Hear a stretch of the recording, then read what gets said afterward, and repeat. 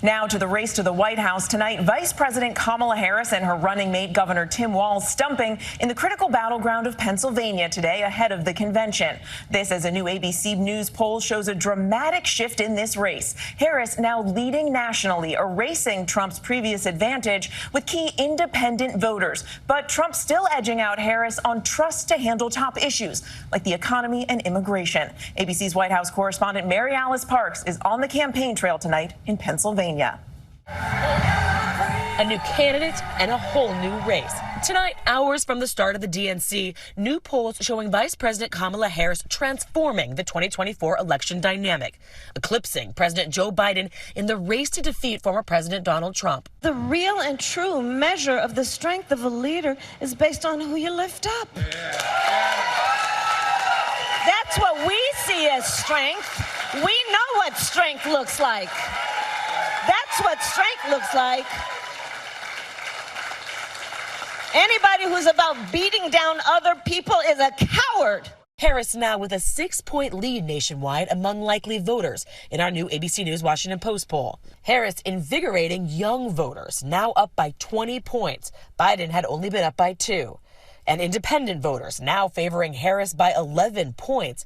Biden was down 4 points against Trump. Republican vice presidential nominee Senator J.D. Vance not taking those numbers to heart. Kamala Harris got a bit of a sugar high a couple of weeks ago, but what we've actually seen from our own internal data, Shannon, is that Kamala Harris has already leveled off.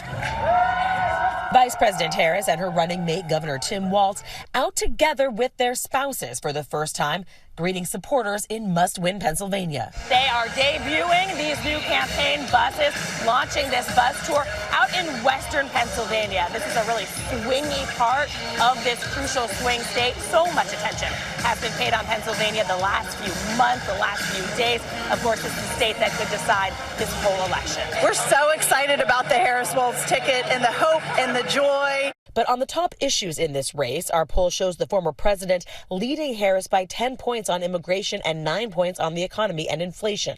Zeroing in this weekend on Harris's economic policies. She says she's going to lower the cost of food and housing starting on day one. But day one for Kamala was 3.5 years ago.